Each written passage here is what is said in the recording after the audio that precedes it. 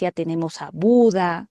Entonces, ese ente, ese Dios, ese ente creador o superior, varía, chicos, ¿ya? Va a tomar diferentes significados, connotaciones, de acuerdo a cómo estés ubicado geográficamente y a la cultura. Por ejemplo, nuestros antepasados, chicos, yo que estoy ahorita en Cusco, creían pues en el dios Sol, la luna, la Pachamama, etcétera, chicos. Ya está. Entonces, esta, la del creacionismo, es la más antigua y ha aparecido con la religión, creyendo un ente superior. Ahora, lo que nos interesa, chicos, y lo que les van a preguntar en su examen, esto. Estas tres, chicos, que lo estoy poniendo acá, lo voy a poner mejor de rojito, estas son las que más les pueden preguntar. Sobre todo para los chicos que estén en el CEPRE, eh, es común que les pregunten, por lo menos una preguntita de estos primeros temas, de lo que vamos a avanzar hoy. Es común, chicos. ¿Ya? Entonces, presten atención, chicos, y de una vez aseguran esa pregunta. Entonces, pasemos a la siguiente, chicos, la generación espontánea. Chicos, la generación espontánea también tiene otro nombre, que es la famosa teoría de la abiogénesis. Ojo, chicos, mira, lo estoy poniendo de rojo y entre comillas. ¿Por qué? Porque preguntan con su otro nombre.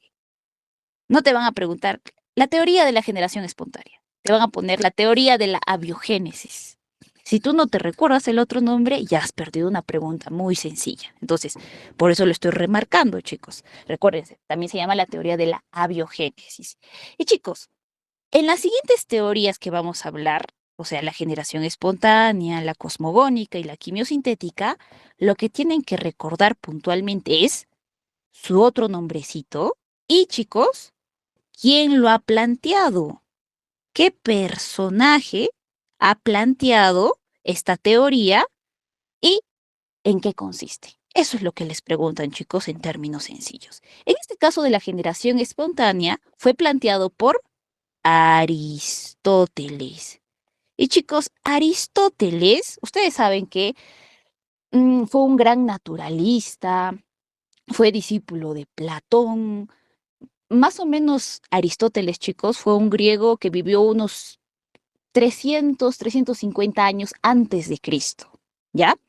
Y chicos, Aristóteles, como fue un gran naturalista, chicos, fue uno de los primeros griegos que se preguntó cómo es que se ha podido originar la vida.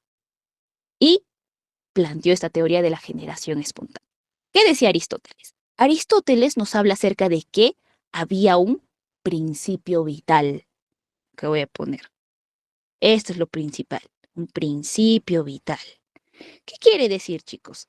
Aristóteles decía que este principio vital entraba a la materia inerte, puede ser a través del aire, de nuestro medio. Supongamos acá yo tengo, no sé, ahí está, el ejemplo clásico de Aristóteles, esto. Un trozo de carne. Estoy dibujando una chuletita, chicos. Ya está. Imagínense que es un trocito de carne. Ya está. ¿Qué planteaba Aristóteles? Decía que en este trozo de materia inerte, acá voy a poner materia inerte, entraba el principio vital. Y ya está. El principio vital entra ahí. Ya está. ¿Y qué va a hacer, chicos? Esta materia inerte que no tiene vida, sin vida, va a pasar a ser, gracias al principio vital, materia viva. O sea, ese principio vital es el que le brindaba a esta materia inerte la vida.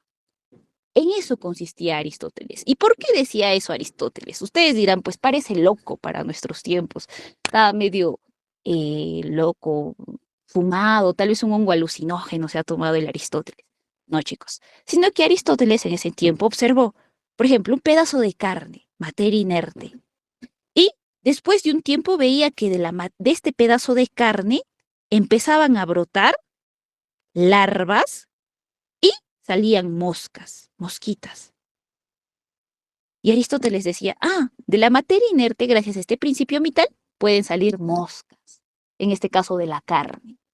Entonces parece loco, pero en ese entonces imagínense, 350 años antes de Cristo. O sea, parecía y tenía sentido en ese entonces. Entonces acá voy a poner de la materia inerte, gracias al principio vital, se daba la materia viva. Entonces acá entra en juego, no se olviden, acá el famoso principio vital. En eso se basa, chicos, este principio vital. ¿Ya? Entonces, chicos, para que nunca se olviden también, la generación espontánea, también llamada abiogénesis, te voy a poner de amarillito, mejor de verde, ¿ya? Empieza con A de abiogénesis y A de Aristóteles. Entonces, la doble A, para que no se olvide. La abiogénesis es planteada por Aristóteles, ¿ya? Entonces, es sencillo esto de la generación espontánea. Ahora, chicos, esta teoría también tuvo defensores. O sea, hubieron otros estudiosos que les parecía lógica esta teoría y lo defendieron. Entonces vamos a mencionar un poquito acerca de estos defensores. Con el pasar de los siglos, esta teoría todavía se mantuvo en pie. Y por ejemplo, apareció un estudioso que se llamaba Van Helmont. Y Van Helmont, chicos, ¿qué es lo que planteaba? Él más o menos publicó un estudio en el que decía que él podía eh, crear ratones en 30 días y lo publicó como si fuera una receta. ¿Por qué? Porque él se basaba en ese principio vital de Aristóteles. Y ustedes dirán, pero parece loco, descabellado. Es que Van Helmont, ¿qué creía?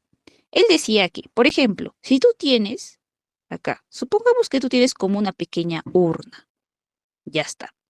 Y aquí tú lo rellenas de maíz. Maíz, maíz, maíz, maíz. Y lo dejas, lo cubres con una telita. Ya está.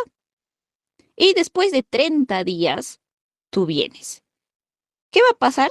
Él decía que después de 30 días tú vas a encontrar ratones. Acá. Van a disculpar mis dibujos, chicos. No tengo dotes artísticos, ya, pero ratones, es un ratón, no es un gato, chicos. Ya. Entonces tú encontrabas ratones.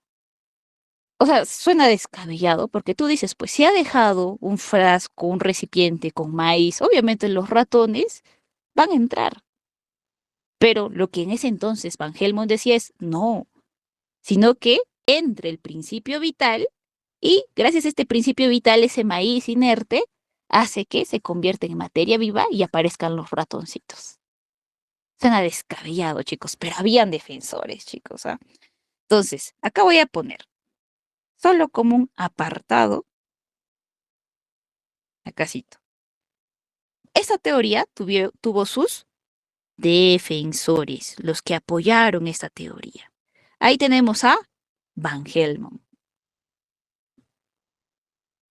Ya está. Chicos, Van Helmont apoyaba esta teoría, pero para organismos grandes, macroscópicos, por ejemplo, ratones, como lo que les estoy contando. Entonces acá voy a poner para macroorganismos. Ya está. Pero chicos, también hubo otro defensor, pero que era para microorganismos. Porque ustedes saben, chicos, que con la invención del microscopio marcó un antes y un después, chicos. Porque antes de la invención del microscopio, chicos, ni siquiera cruzaba, no había la forma de demostrar que habían organismos que no podíamos ver a simple vista y que eran formas de vida. Entonces, con la invención del microscopio, tiempo después, esta teoría fue apoyada por otro científico que se llama Nitan. Ya está.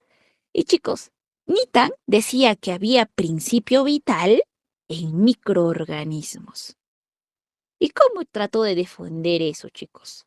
A ver, les muestro su teoría para que más o menos se les quede. Ya está. Ustedes saben que los microorganismos son organismos que no podemos ver a simple vista, son muy pequeños, pero son organismos vivos. Entonces, lo que hizo Nitan es lo siguiente. Hizo acá. Supongamos que acá tenemos un recipiente. En este recipiente hizo como un caldo de cultivo. Ese caldo de cultivo hace que los microorganismos crezcan, proliferen. Entonces acá tenemos microorganismos. Ya está. Pero chicos, lo que hizo después es, Ustedes saben que los microorganismos se mueren a altas temperaturas. Esa es la razón por la que cocinamos los alimentos, hervimos el agua, etcétera. Entonces Nitan dijo, yo voy a demostrar que pueden aparecer microorganismos gracias al principio vital haciendo lo siguiente. Primero tengo mi caldo de cultivo donde hay ciertos microorganismos, pero para eliminarlos, yo voy a prácticamente cocinarlos. Es decir, voy a hacer hervir este caldo y con las temperaturas estos microorganismos se mueren. Adiós microorganismos. Ya está. Entonces, este caldo ya no hay nada de microorganismos. Lo voy a dejar tapadito y si después de unos días yo regreso y veo que hay microorganismos otra vuelta, hay principio vital. Pero chicos, Nitan, cuando hizo su experimento, realmente, o sea, él hizo hervir su caldo de cultivo, mató a los microorganismos, lo tapó, regresó después de días y vio que había microorganismos. Y entonces él decía, sí hay principio vital en microorganismos. Pero Nitan cometió un error, chicos. No tapó bien. Imagínense, chicos, esto que he hecho hervir, de nada sirve si no lo ha tapado herméticamente, porque como son microorganismos, son tan pequeños que si no están bien tapados, bien sellados, otra vuelta pueden entrar y proliferar. Entonces, de nada sirvió porque su experimento no estaba bien hecho, chicos. Ya está. Entonces, chicos, mira, imagínense, este principio vital fue una teoría que duró bastante tiempo. Mira, imagínense, hasta la invención del microscopio. Más o menos, chicos, será pues siglo XIX, por ahí. Entonces, miren, desde Aristóteles hasta promedio siglo XIX se creía, habían defensores de esta teoría. Pero, chicos, aparecieron, si hay defensores, también van a haber opositores a esta teoría. Entonces, van a aparecer los opositores a la teoría del principio vital, a la generación espontánea. Y bueno, a los opositores, a ver, ¿dónde los pongo a los opositores? A ver, chicos, un ratito. Esto lo voy a mover. Un toque, chicos. Esto lo movemos acácito. Ya. Chicos, ¿sí se notan bien los plumoncitos o quieren que lo cambie de color? Sí se puede ver. Ya, sí se ve bien. Chicos, si no se ve bien, porque me ha pasado que a veces las diapositivas son de otro color, así no se nota, me dicen. Normal cambio, hay todos los colores que se puedan imaginar, chicos. Ya, entonces, chicos, estábamos hablando de los defensores. Acá voy a ponerles una línea y voy a poner acá los opositores, los que se opusieron a esta teoría. Ya está. Y chicos, entre los opositores vamos a tener a Reddy. Chicos, Reddy se opuso a la teoría de que hubiera un principio vital, pero para macroorganismos. ¿Se recuerdan que Val Helmont publicó su receta de cómo crear ratones en 30 días? Ya, Reddy refutó, dijo, no, eso no es posible, suena descabellado. Reddy lo que dijo es, no hay un principio vital, sino que la vida se origina de otra vida preexistente. Es decir, tiene que haber un organismo vivo, acá estoy dibujando una célula, para que yo pueda tener otro organismo vivo. ¿Ya? Entonces, eso es lo que más o menos planteó Reddy. ¿Y qué es lo que hizo Reddy, chicos? Reddy, chicos, ya también, para demostrar que no había, hizo esto, un experimento. En ciertos frascos puso materia que podía descomponerse. Supongamos pedazos de carne. Ya está. En estos frascos donde he puesto pedazos de carne, chicos, los que defendían la teoría de la generación espontánea también habían hecho este mismo experimento. Por eso Reddy agarró este experimento para refutarles. ¿Qué habían hecho? Acá vamos a poner. Este lado es de la generación espontánea y este lado es de la oposición. Ya está. Los de la generación espontánea, chicos, decían que el principio vital estaba en el ambiente, en el aire probablemente. Entonces, casi el mismo experimento que de Aristóteles, solo que lo reprodujeron un poquito mejor. En un frasco pusieron esa materia en descomposición, esa materia inerte, puede ser un pedazo de carne, ¿ya? Y lo taparon.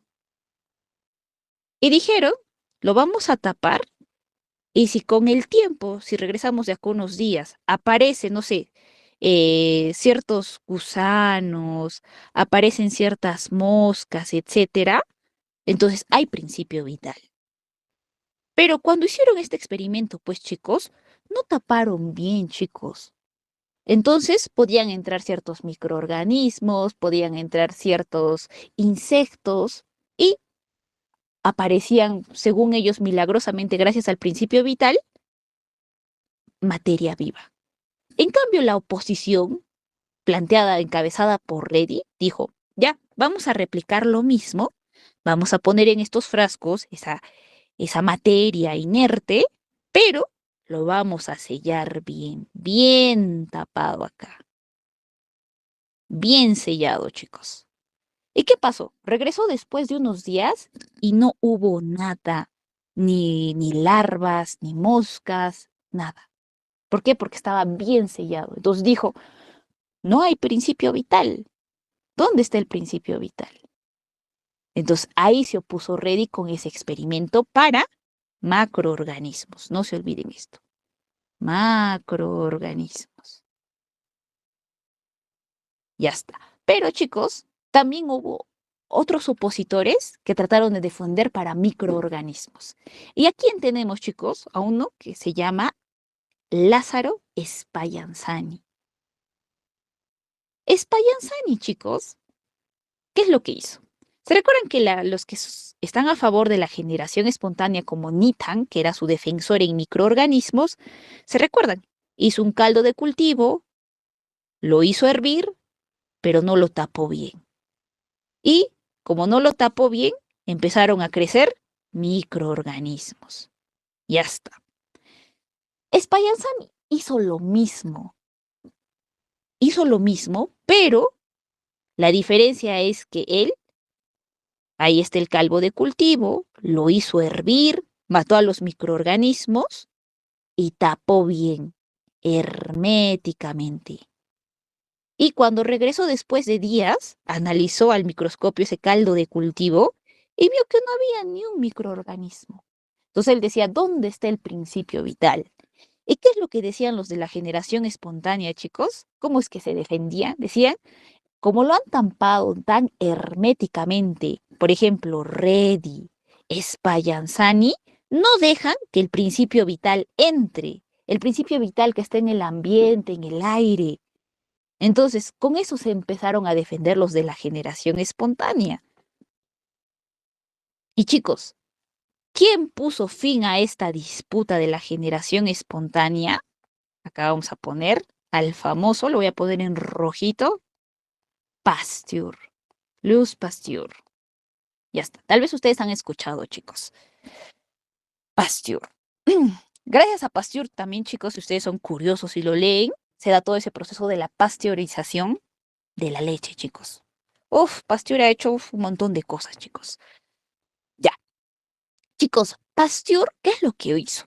Dijo, ya, los de la generación espontánea dicen que nosotros, los que nos oponemos, no dejamos entrar al principio vital. Ya. Pasteur dijo, no, no, no, no. Hagamos otra vuelta a ese experimento, pero dejemos que entre su supuesto principio vital. Pero para eso, chicos, tenía que encontrar o que hay un frasquito que esté abierto, pues, que no esté bien tapado, que deje entrar el aire, el principio vital. Y para eso Pasteur dijo, voy a crear esto, chicos. Yo sé que esto está tapado por lo que he escrito, pero si se dan cuenta hay un frasquito. Este frasquito lo voy a remarcar con amarillito. Este frasco, chicos, se llama en cuello de cisne.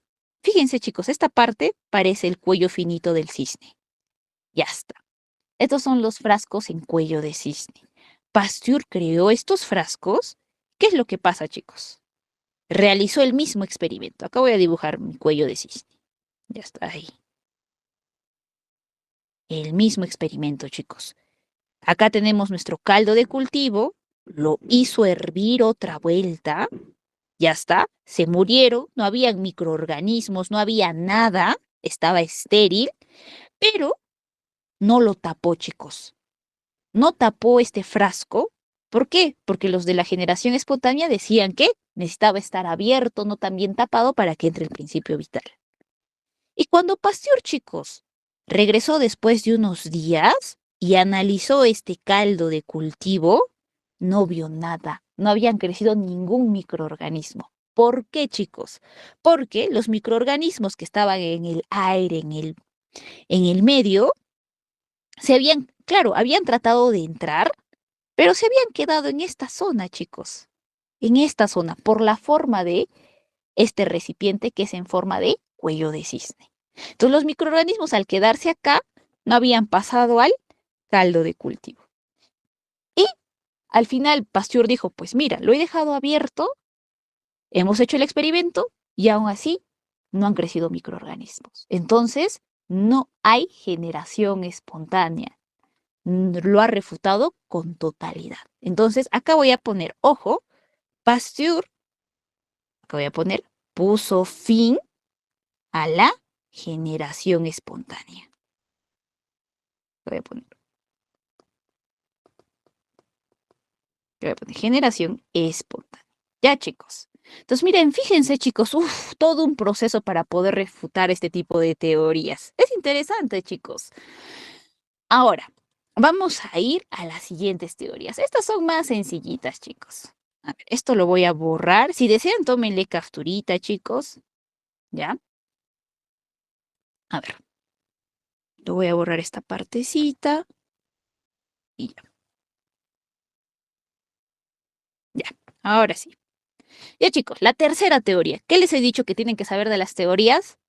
Uno, ¿quién lo planteó? Dos, ¿en qué consiste? Con eso suficiente, chicos. Con eso pueden responder todo lo que les puedan plantear acerca de las teorías del origen de la vida.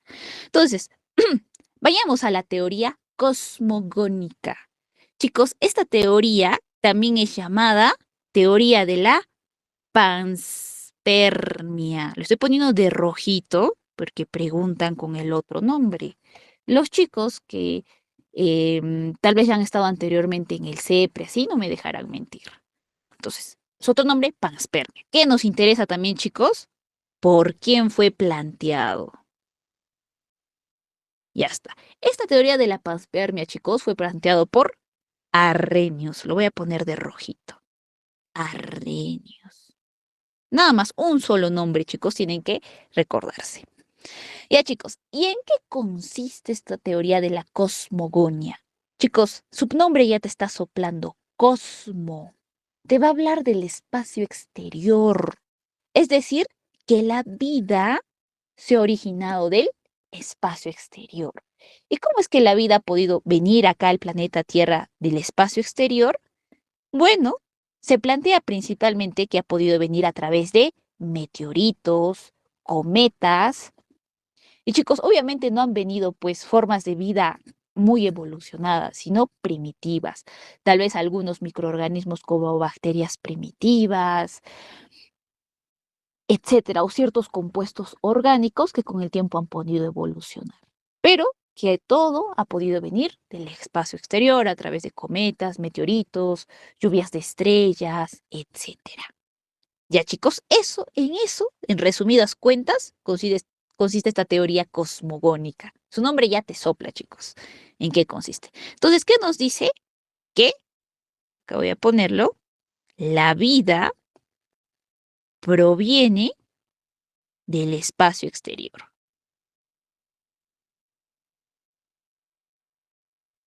Ya está. Ya, chicos, pero esta teoría, chicos, es una teoría que se ha planteado relativamente, chicos, más o menos siglo XX. No es una teoría, pues, tan antigua como el de la generación espontánea o del creacionismo, ¿ya? Pero, chicos, esta teoría tiene un contra, porque si nos dice que la vida proviene del espacio exterior, primero tendríamos que comprobar que en el espacio exterior, en otros planetas, en otras galaxias, debe haber vida. Y hasta ahora, chicos, eh, no hay publicaciones certeras de que se haya podido encontrar vida en otros planetas. En Marte, las expediciones han encontrado agua, em, indicios de que haya podido haber ciertos microorganismos, pero así plenamente todavía no. No han dicho que han encontrado, no sé, un animalito, formas de vidas avanzadas, nada, chicos. Entonces, esta teoría todavía no se puede comprobar, chicos. Tal vez, chicos, ¿han visto la expedición de la NASA, chicos? ¿Han estado atentos?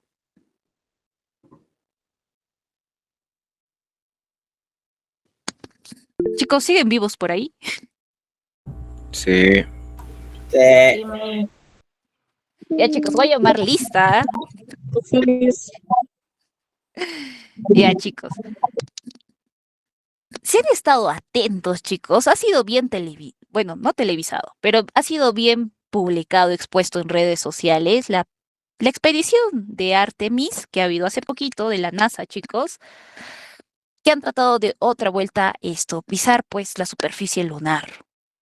Ya, chicos, entonces se gastan millones de dólares, chicos, en ese tipo de expediciones. Y bueno, chicos, aún no se ha probado todavía esta teoría. Entonces, sencillita esta teoría. Ya, la vida proviene del espacio exterior y cómo llegó, acá voy a poner, a través probablemente de cometas. Cometas, meteoritos, etcétera. Ya está. Ya, chicos, sencillito. Entonces, ¿cómo les digo? Lo más sencillo que les puedan preguntar acerca de su examen. Y chicos, no les miento, se han habido preguntas de esto, de teorías del origen de la vida. Así sencillito como lo ven, han preguntado. Bien, chicos, pasemos a la siguiente. La última teoría, la quimiosintética, chicos. Esta teoría quimiosintética es, por así decirlo, de las más recientes, siglo XX, chicos, y también de las más aceptadas. Es la que la mayoría de la gente, los que no creen en la teoría del creacionismo, pues aceptan más esta teoría. ¿Qué nos interesa, chicos, de esta teoría? ¿Quién lo ha planteado? Eso les van a preguntar. Ya está. ¿Quién lo ha planteado, chicos? Oparin y Haldane. Acá les he puesto a Oparin y Haldane, chicos. Esos viejitos que ven ahí son los científicos. Oparin y Haldane. Dos científicos. Ya está. Chicos, ¿qué más tenemos que saber? ¿En qué consiste esta teoría, la quimiosintética? Chicos, esta teoría nos plantea lo siguiente. Nos dice, ustedes saben que la Tierra primitiva no era como la Tierra que conocemos ahora. La Tierra primitiva, chicos, que recién se había formado, era una Tierra, pues, chicos, que no había, pues, una capa de ozono. Entonces, la radiación entraba, chicos. Acá voy a poner radiación ultravioleta, no sé, de tipo A, no sé, la más potente, etcétera, chicos. Entonces llegaban los rayos cósmicos, no había una capa de ozono, no había una atmósfera como tal. Entonces, ¿qué se concentraba más, chicos? Diferentes gases. Se concentraba gases como el metano, acá voy a poner metano, el ozono, el CO2, amonios, acá voy a poner el amoníaco, el amonio, etcétera, compuestos azufrados, etcétera, chicos. O sea, gases que si ahorita estarían, chicos, en nuestra atmósfera, no permitirían que nosotros estemos tranquilos, vivitos y coleando. Si no, ya estaríamos, pues, chicos, descansando en paz. Así era nuestra atmósfera primitiva, porque no había una capa de ozono como tal. Y por lo tanto, chicos, la temperatura que hay en nuestro planeta Tierra, chicos, de las que disfrutamos, también es gracias a nuestra atmósfera, chicos, a la famosa capa de ozono. Entonces, la temperatura no era la misma que conocemos. Podían haber zonas donde hayan temperaturas muy extremas o zonas donde hay temperaturas demasiado bajas. Así era la Tierra antigua, chicos, primitiva. Entonces, en esta Tierra antigua, primitiva, chicos, por simple lógica, ustedes dirían, pues no puede desarrollarse vida como la que conocemos, ¿ya? Pero lo que plantearon Oparin y Haldane es que en las condiciones de esta Tierra primitiva, chicos, se empezaron a formar los primeros coacervados. ¿Qué son esos coacervados, chicos? Ustedes saben que nuestro planeta Tierra también le llaman el planeta azul. ¿Por qué? Porque tenemos una gran parte que está formado por agua. Entonces, habían inmensos océanos en esta Tierra primitiva, pero estos océanos, chicos, pues eran océanos que no tienen, pues, así como ahora, océanos de agua salada, sino eran océanos que no podrían vivir organismos normalmente. ¿Por qué? Porque probablemente eran medios muy ácidos o muy alcalinos, etcétera. Entonces, en estos océanos primitivos, chicos, se empezaron a formar estos primeros coacervados. ¿Y qué plantearon Oparin y Hall? Ellos dijeron que en estas condiciones de esta tierra primitiva, en estos océanos primitivos, se empezaron a formar compuestos orgánicos a partir de compuestos inorgánicos. Es decir, todas estas condiciones, todo lo que había en el ambiente que estaban, acá voy a poner, que prácticamente acá tenemos compuestos inorgánicos sin vida. A partir de estos y gracias a estas condiciones, más el factor del tiempo, o sea, han pasado millones de años, se han podido formar compuestos orgánicos. Y chicos, nosotros vamos a ver con el avance del curso de que los seres vivos estamos formados, chicos, por multitud de compuestos orgánicos, carbohidratos, proteínas, lípidos, ácidos nucleicos, etcétera. Entonces, los compuestos orgánicos son la base para que puedan formarse organismos con vida. Ya, entonces mira, ¿qué nos decían Oparin y Haldane? Que en las condiciones de la Tierra, de la atmósfera primitiva, que habían estos compuestos inorgánicos. Con el paso de los miles de millones de años, se han podido formar los compuestos orgánicos. Entonces, en resumidas cuentas, ¿qué nos dicen Oparin y Haldane? Que, acá lo voy a poner, la formación de estos compuestos orgánicos se da a partir de compuestos inorgánicos que habían en la Tierra primitiva. Eso es en resumidas cuentas. Lo voy a poner. Formación de compuestos orgánicos a partir de compuestos inorgánicos.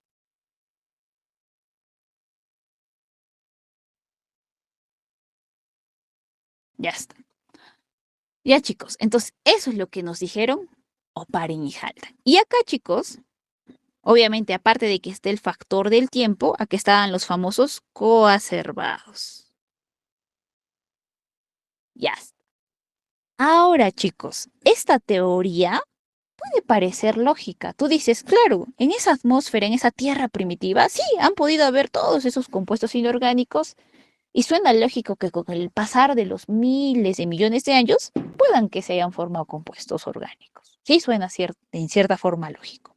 Entonces, chicos, como en toda teoría, chicos, hubieron personas que apoyaron. En este caso, hubieron otros científicos que apoyaron esta teoría. Y chicos, acá sí te lo voy a poner. Acá voy a poner los que defendieron. Acá voy a poner defendieron o también los que apoyaron esta teoría. Ojo, esto sí tienen que recordar, chicos. Son Miller y Urey. Sí, Miller y Urey. Estos dos.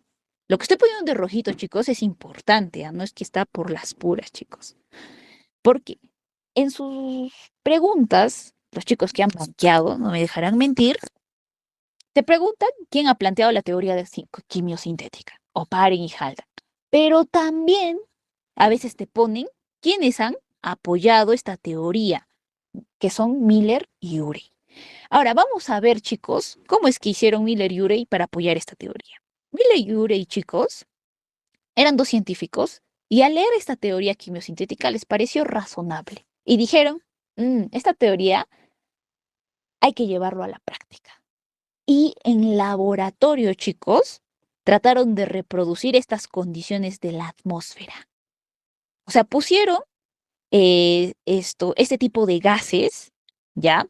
Reprodujeron las temperaturas extremas, chicos, trataron de irradiar estos rayos ultravioletas, etcétera. Trataron de reproducir esa tierra primitiva. Y chicos, vieron y consiguieron, chicos, en laboratorio, a partir de los compuestos inorgánicos, compuestos orgánicos. Se dice que Miller y Urey, en el experimento que realizaron, lograron conseguir ciertos aminoácidos. Vamos a ver más adelante que estos aminoácidos son importantes para producir proteínas.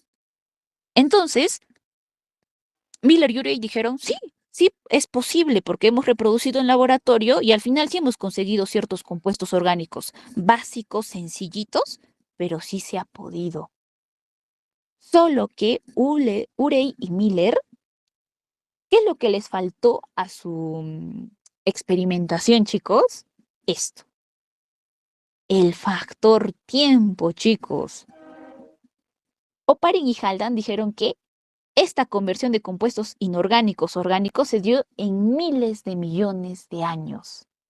Es decir, de compuestos orgánicos, chicos, para que se forme un ser vivo como tal, tenía que pasar miles de millones ya de años. Entonces, Miller y Urey pudieron recrear en laboratorio todo esto, chicos, de la Tierra primitiva, los factores, pero no podían recrear el factor tiempo, chicos. Ya estarían muertos, chicos. No podrían ver ni los resultados, chicos. Entonces, eso era ¿cómo les diríamos? Algo a lo que no podían sobreponer en su experimento, chicos. Pero sí, sí pudieron obtener compuestos orgánicos sencillos, pero sí. Entonces, por eso esta teoría se dice que es la más aceptada. Esta, la teoría quimiosintética. Entonces, no se olviden, Miller y Urey, que voy a poner, reprodujeron en laboratorio. En laboratorio todo lo que han planteado Oparin y Haldane. Ya chicos, entonces en esto consiste todas las teorías del origen de la vida. Sencillo, chicos. Hay una teoría del espacio exterior, una teoría de la generación espontánea, antigüita, que ya ha sido refutada, y la teoría más aceptada, que es la quimiosintética. Ya chicos, ¿hasta ahí alguna duda, pregunta antes de pasar al siguiente?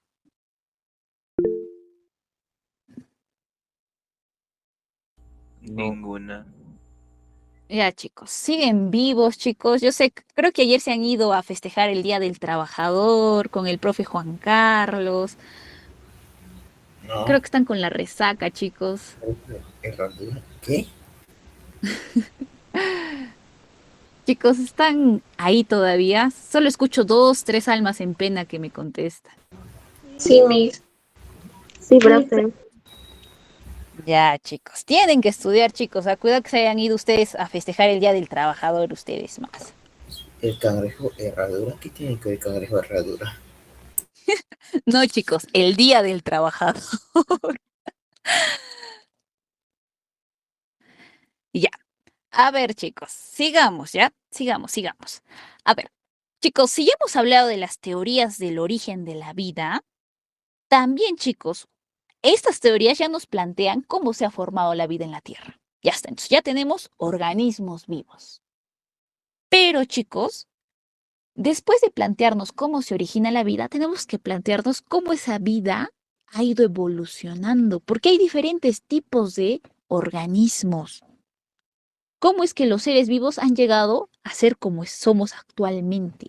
Eso fue la siguiente cuestión que se plantearon los estudiosos, los múltiples estudiosos. Entonces, para eso, chicos, se plantearon teorías acerca de la evolución. Ya está. Y para eso, chicos, en su temario solo les piden estas dos teorías. La primera, que es la teoría de los caracteres adquiridos, que fue propuesta por Lamarck, también llamada el lamarxismo, o también lamarquismo. Y chicos, la segunda teoría, que es de la selección natural, y que probablemente ustedes han escuchado, que es la más conocida, que es el darwinismo, planteada por Charles Darwin. Entonces, vamos a hablar de esas dos teorías. Entonces, vayámonos a estas dos teorías. Primero vayámonos al lamarxismo. Chicos, Lamarck, acá voy a poner este colorcito, ya está. Acá. Lamarck, chicos, fue un naturalista, más o Profe, menos del... pues, de arriba no copié. Ahí está, gracias. Ya, chicos. Chicos, no se preocupen, al final de clases voy a pasar las diapositivas para que le tomen capturita, copien, saquen su video, no sé, chicos, ¿ya? Pero no se preocupen, al final les voy a dar un tiempito para que tomen sus capturitas. Ya, a ver, sigamos, chicos. Entonces, sigamos con Lamarck, la teoría de los caracteres adquiridos. Lamarck, chicos, es más o menos del siglo XIX, más o menos en los 1800, a principios de los 1800. Y chicos, Lamarck, al ser un naturalista, se preguntó, chicos, cómo las especies, es decir, los diversos organismos, evolucionaban, cómo habían logrado adquirir las características que tienen actualmente. Entonces, Lamarck fue el primero en decir y plantear esta teoría.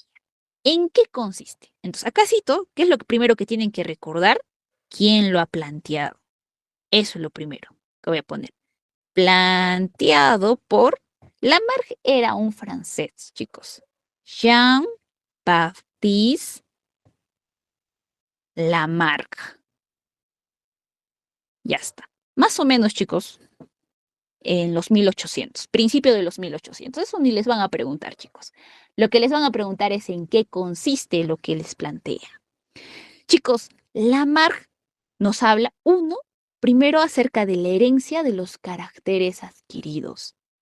Lamarck nos decía, chicos, de que una especie, un individuo, durante todo su periodo de vida, chicos, va a adquirir ciertas características, ciertas habilidades que puede heredar a sus hijos, a su descendencia, a su prole, ¿ya? Entonces, eso, acá lo voy a poner, lo sintetizo con esta teoría de los caracteres adquiridos. Por eso se llama, chicos, adquiridos. O sea, tú lo adquieres de tus antecesores, de tus padres, ciertas características. Suena hasta cierto punto lógico. Y chicos, esta teoría del lamarxismo fue la primera teoría de la evolución. Acá voy a poner. Esa teoría fue planteada en los principios de los 1800. Imagínense cuánto tiempo, ya estamos en el 2026, chicos.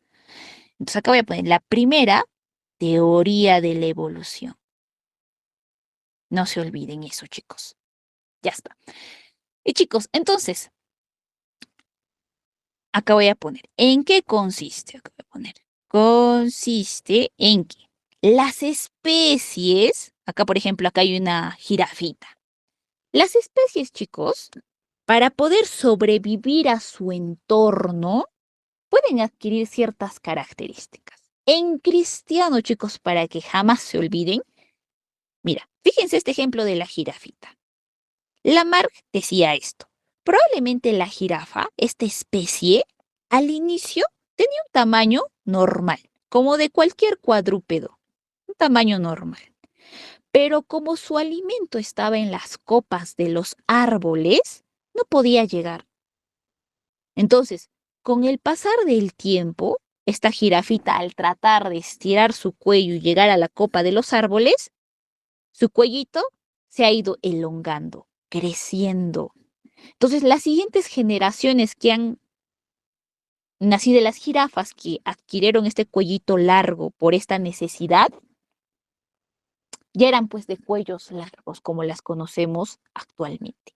Entonces, este rasgo, esta característica del cuellito ha pasado a las siguientes generaciones. Son caracteres que esta generación ha adquirido, acá voy a poner primera generación, y lo va a pasar a las siguientes generaciones. Ya está. Por eso se llama caracteres adquiridos, chicos. Eso es lo que nos plantea Lamarck. Entonces, acá voy a poner, consiste en que las características, puedo decir también rasgos, ciertas características, ciertos rasgos, ciertas adaptaciones, ¿ya? Que estos individuos, que estas especies han ido adquiriendo, voy a poner, que los individuos, coma, especies adquieren, adquirido, va a disculpar chicos, escribo un poco lento, se transmiten a las siguientes generaciones.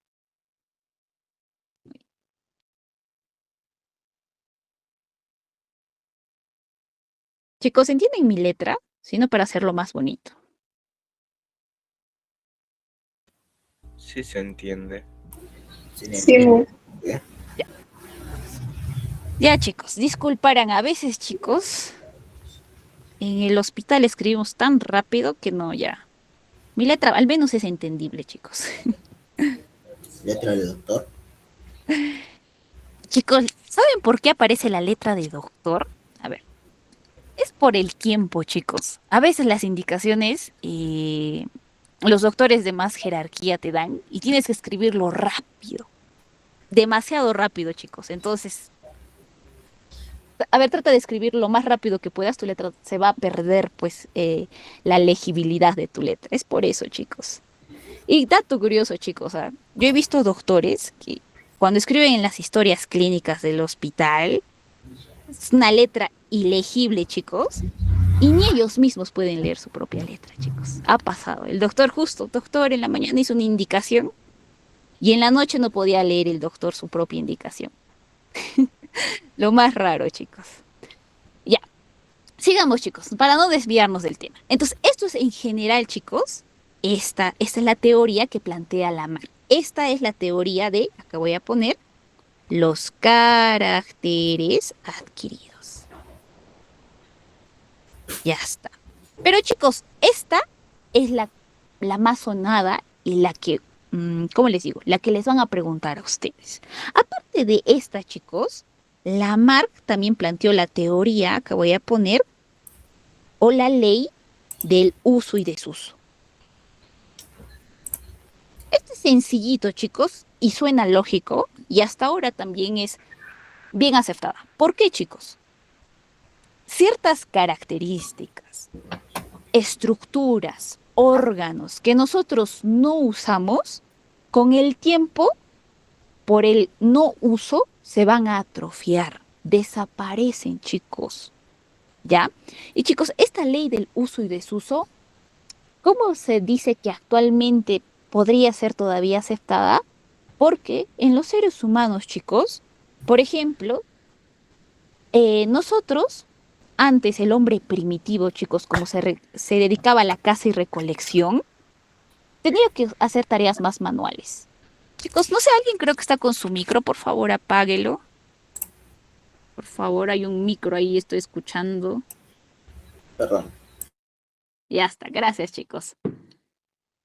Ya está. A ver, actualmente, ¿cómo se defiende esa teoría todavía un poquito, esa ley del uso y desuso, chicos? Les estaba diciendo, el hombre primitivo era cazador-recolector. Ya está. Entonces, por esas mismas funciones usaba más las manos.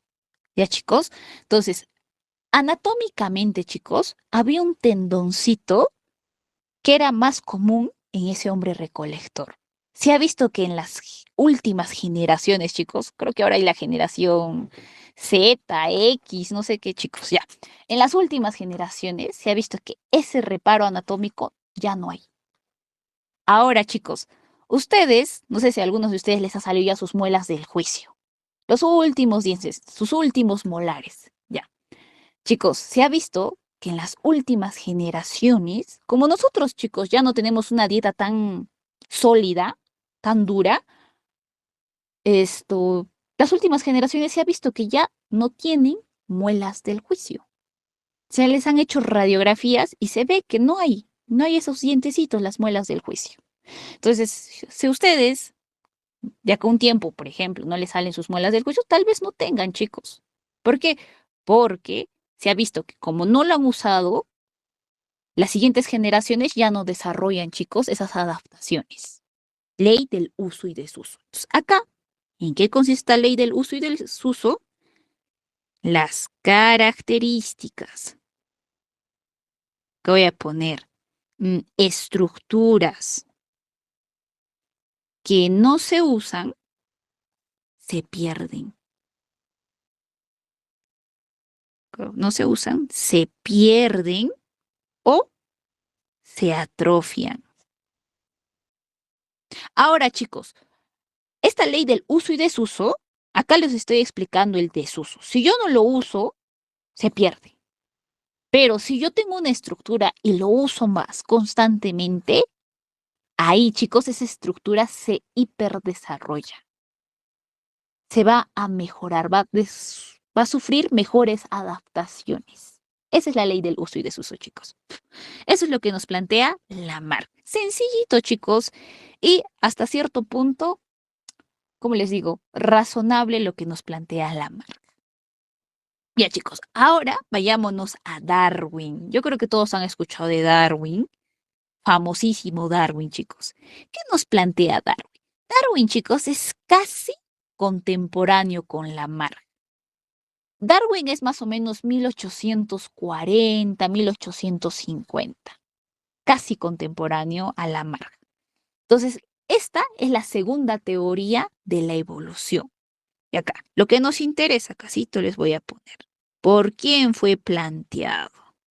Fue planteado Charles Darwin, chicos. Él ya también es inglés. Es un naturalista inglés, Darwin. Lamarck era francés. Darwin es inglés. Ya está. Chicos, Darwin, al ser un naturalista, chicos, y antes de plantear esta teoría de la selección natural, chicos, hizo un montón de viajes, chicos. Hizo observaciones en diversos tipos de especies, chicos. Inclusive llegó ¿cómo se llama? Hasta la parte de la isla Galápagos, que está en el Ecuador, chicos. Ya, hasta esa zona para observar diversas variedades de especies, chicos, llegó Darwin. Al observar en estos viajes, chicos, que hizo Darwin y al observar especies, diversos animalitos, se dio cuenta de ciertas características y llegó a ciertas conclusiones. Y eso, chicos, es lo que planteó en esto, en lo que les voy a hablar en esta teoría de la selección natural. Darwin, chicos, después de sus viajes, chicos, y de observar todo, publicó un libro. Acá voy a poner. Este libro es un libro muy famoso, chicos, muy conocido. Ese libro se llama El origen de las especies. Y chicos, en este libro está la imagen más icónica que probablemente ustedes hayan visto. Acá no lo he puesto, no les he puesto, ya. Pero solo les voy a describir. Es esa imagen que probablemente ustedes hayan visto donde se ve un chimpancé, acá voy a poner un monito, ahí sus bracitos, un monito, y se ve que con el tiempo, acá tenemos, este era un monito, tal vez este era un chimpancé, y con el tiempo se va irguiendo, se ve más paradito, y al final tenemos a un ser humano erguido como tal. Ahí van a disculpar mi ser humano, ya está. Este es un ser humano, chicos. Ya está. Esa espero la imagen más icónica. Esa imagen, chicos, es del origen de las especies de Charles Darwin. Y chicos, Darwin lo que decía es lo siguiente. Decía que las especies, las poblaciones, chicos, con el tiempo iban cambiando. Pero en base a esto, chicos, en base a esto, a estos principios que les he puesto acá, que son 3.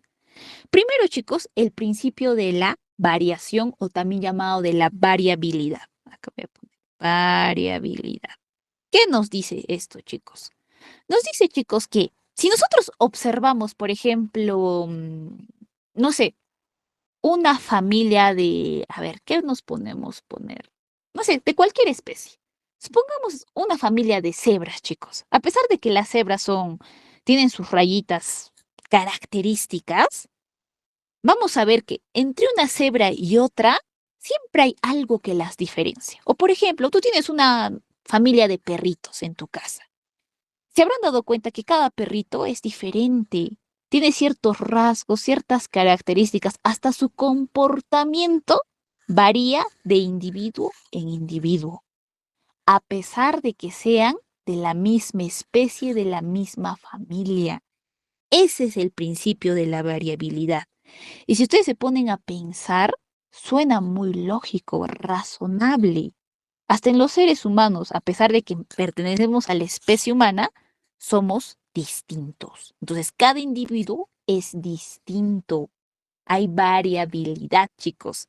Entonces, acá voy a poner, esto se resume, chicos, en que existen variaciones individuales en las especies.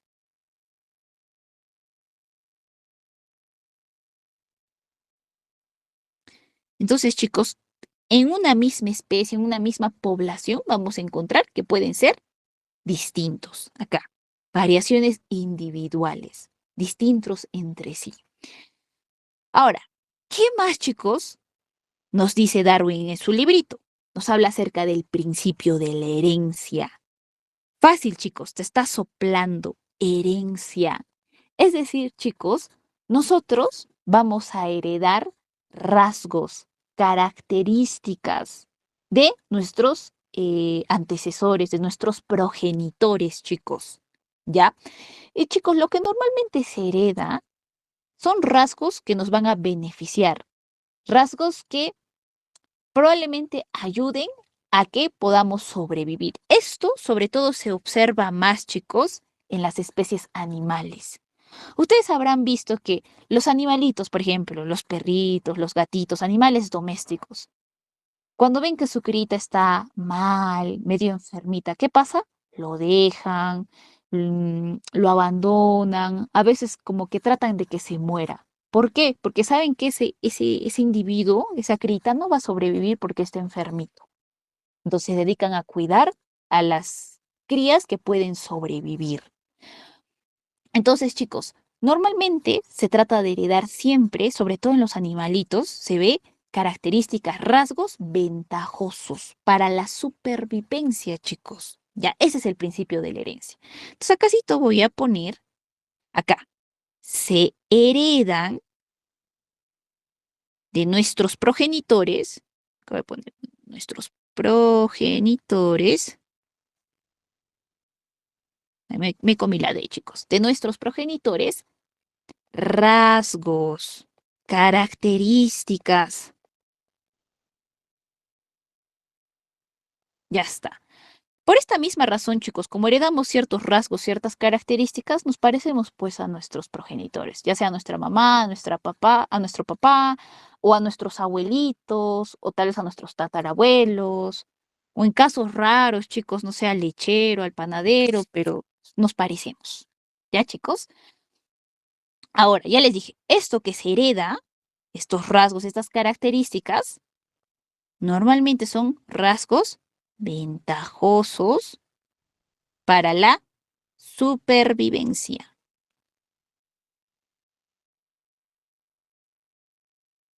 Ya está. Ya, chicos, ese es el principio de la herencia, suena coherente, suena lógico. Ya está. Ahora, vayámonos al este. Este es ¿cómo les digo? La estrella del espectáculo en esta teoría. El principio de la selección natural. Chicos, los individuos que tengan rasgos más ventajosos, es decir, que hayan heredado rasgos más ventajosos, y ojito, también chicos, los individuos más aptos, es decir, que tienen mejores características, se van a adaptar mejor y van a sobrevivir. Por eso habrán escuchado, solo los más aptos sobreviven. Este principio de la selección natural, algunos chicos con los que ya he llevado, no me dejarán mentir, siempre les digo, es este principio el que se va a aplicar en su examen de admisión, chicos.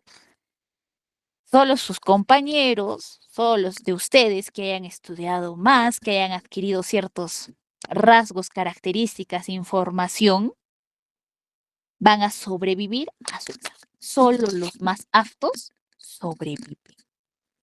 Se va a aplicar el principio de la selección natural en su examen de admisión, chicos. Ya, entonces recuérdense, cuando den su examen de admisión, recuérdense de Darwin, chicos. Y no solo sucede, chicos, para todas las especies, sino se aplica en diferentes ámbitos de nuestra vida, chicos, esto de la selección natural. Entonces, en resumidas cuentas, acá, solo los individuos más aptos, y con estos aptos digo que tienen los mejores rasgos, mejores características, chicos. Acá voy a poner con los mejores rasgos o características. Acá voy a poner un ratito. Características. Pero chicos, estas características obviamente hemos dicho que sean favorables, ojo, ¿ya? Estos sobreviven.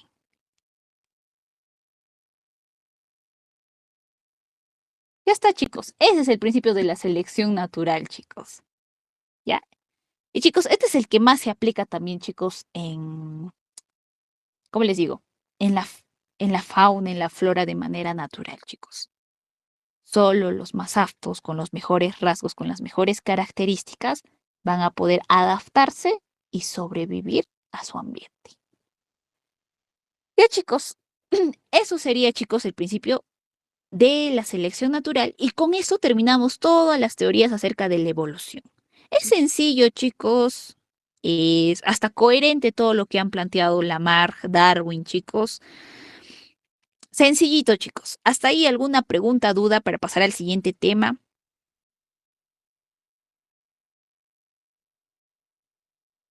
Profe, ¿habría alguna manera de diferenciar más rápido, de manera más uniforme, lo de los caracteres adquiridos de Lamarck con el de la herencia de Darwin?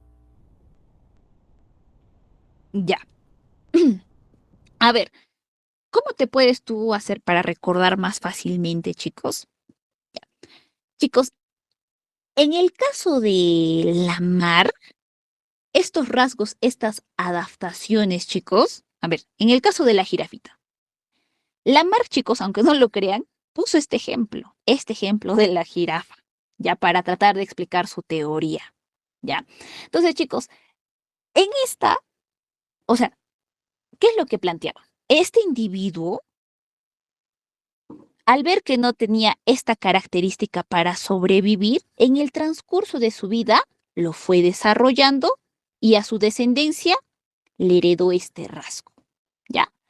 Ahora, en el caso de Darwin, en este principio de la herencia, chicos, no es que como en el caso de Lamarck, que este individuo en esta primera generación adquirió este rasgo y lo va heredando. No.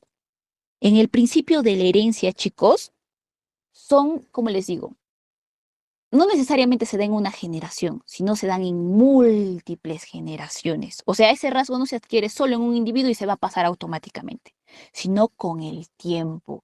Por ejemplo, chicos, a ver, un ejemplo rápido. Por ejemplo, en el caso de las enfermedades, cuando tú adquieres cierta inmunidad, chicos, por ejemplo, para tú adquirir una inmunidad natural, te tienes que exponer a alguna enfermedad, a algún microorganismo, ¿ya? Para que tu sistema inmunológico sea más fuerte, chicos, tienes que exponerte más tiempo a estos. Ahora, por ejemplo, en el caso de las mujeres, cuando tenemos a los bebitos, esa inmunidad también lo vas a heredar y también lo vas a transmitir por la leche materna. Entonces, esta inmunidad, chicos, que vas adquiriendo, también en diversas generaciones se puede ir fortaleciendo, chicos. ¿Ya? Por ejemplo, si tú comparas a los incas, chicos, su sistema inmunitario, como no estaba expuesto a muchas enfermedades, cuando vinieron los españoles y trajeron diversas enfermedades, no estaba preparado y se enfermaron muy rápido. Pero mira, ahora nosotros que somos sus descendientes, han tenido que pasar múltiples generaciones y nuestro sistema inmunitario recién ha aprendido con el tiempo. Entonces, no es que, pongamos el ejemplo, en la época de los incas, el primer inca le dio, no sé, una gripe, su sistema inmunitario no estaba preparado y hasta falleció. No quiere decir que la siguiente generación ya tenía el sistema inmunitario lo suficientemente adecuado para sobrevivir. No, tuvieron que pasar múltiples generaciones para que recién actualmente nosotros tengamos el sistema inmunitario como que tenemos y podemos enfrentar ciertas enfermedades. Entonces, la diferencia es, Lamarck te decía, en esta primera generación, yo adquiero esta característica y lo heredo a las siguientes. No. En cambio, en Darwin es con el tiempo.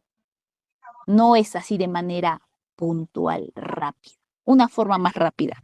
Y ahora, chicos, el ejemplo más clásico, el de la jirafita. Inclusive, yo me recuerdo una vez cuando estábamos banqueando con los chicos, no sé si fue un chico del CEPRU que me pasó una pregunta, pero tal cual les pusieron el ejemplo de las jirafitas, chicos. En una pregunta, estaba en el enunciado así tal cual, chicos.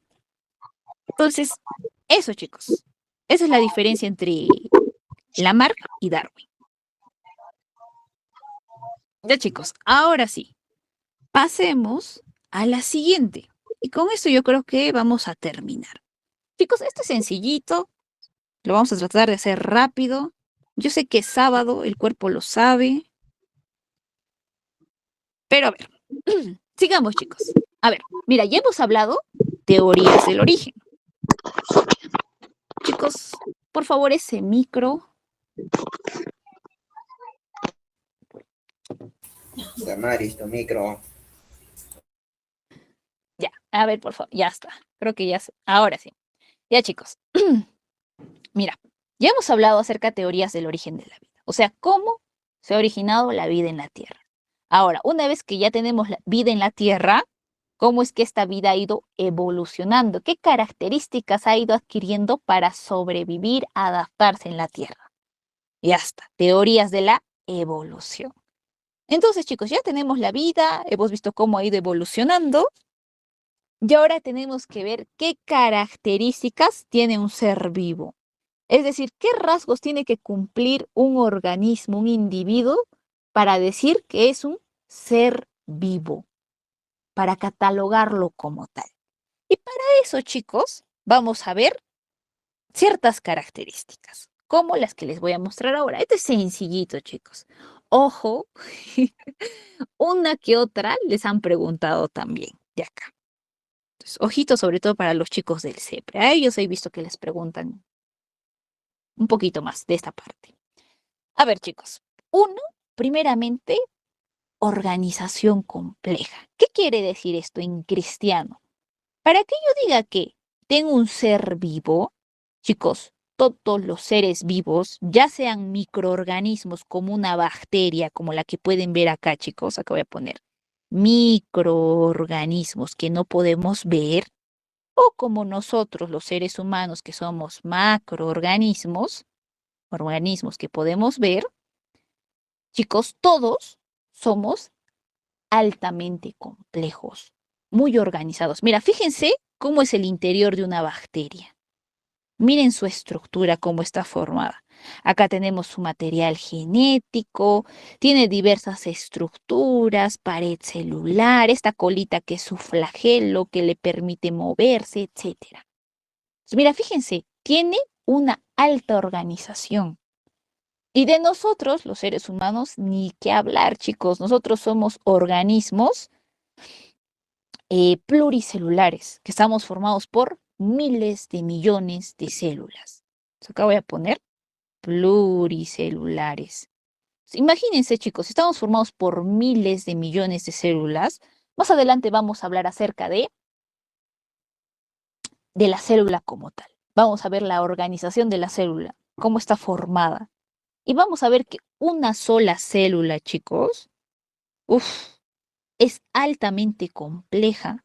Va a tener organelos, va a tener su pared celular, membrana, etc. Entonces, imagínense cuán complejos somos si tenemos miles de millones de células. Ya está. En cambio, por ejemplo, en este caso de la bacteria, pues chicos, la bacteria es un organismo unicelular. ¿Qué quiere decir unicelular? Que está formado por una célula. Ya está. Pero imagínense, chicos, mira, esta bacteria que solo tiene una célula, que está formada por una célula, mira su complejidad. Aún así su complejidad es altamente, es muy especializada, muy organizada, chicos. Entonces, acá voy a poner, en organización compleja, la vamos a resumir de esta forma. Acá lo voy a poner. Acá. En resumidas cuentas, todos los seres vivos, todos, sin importar nuestro tamaño o la cantidad de células que tengamos, que voy a poner, somos altamente organizados, altamente complejos. Ya está. Eso se refiere, chicos. Esa es la primera característica, chicos, la complejidad. Sin importar número, sin importar tamaño, forma, somos complejos. Eso es lo que nos caracteriza a todo organismo vivo. Siguiente, chicos. Ahora sí, esto, están durmiendo, chicos, no sé, viendo su TikTok, así, ya, pónganle pausa y presten atención, porque esto nos va a servir para los demás temas del curso, chicos, ¿ya? Profe. Ahora sí, presten atención, chicos. Esta partecita sí es importante. Ya. A ver, chicos. El metabolismo. ¿Qué quiere decir, chicos? Los organismos vivos en nuestro interior, ustedes saben que nosotros estamos formados por células. Desde una bacteria hasta nosotros, estamos formados por células. Ya está. Entonces, en el interior de la célula, chicos, van a ocurrir reacciones químicas. ¿Reacciones químicas para qué? Se preguntarán. La célula, chicos, como es un organismo, acá voy a dibujar una célula. Acá estoy dibujando una célula eucariota. Su núcleo, su membrana y acá algunos organelitos. Ya está. Ya, chicos, esta célula, chicos, acá, en su interior, en el citoplasma, chicos, suceden, acá voy a poner reacciones químicas. ¿Para qué? Uno, para la nutrición de la propia célula. Segundo, chicos, para que la célula pueda obtener energía. Chicos, de ahora en adelante, les voy adelantando, cuando yo hable de la molécula energética por excelencia, voy a llamar al ATP. El ATP, chicos, es el famoso adenosín trifosfato. Ya está. Se llama así, chicos, porque tiene 3 fósforos. Adenosín trifosfato o ATP. Este adenosín trifosfato, chicos, es la molécula energética por excelencia. Nuestro cuerpo, chicos, nuestras células van a usar ATP. Si yo te digo, por ejemplo, este proceso es con gasto de energía, tú vas a decir, ese proceso va a gastar ATP. Por eso, en algunos libros, para que este concepto te parezca más sencillo, le dicen moneda energética.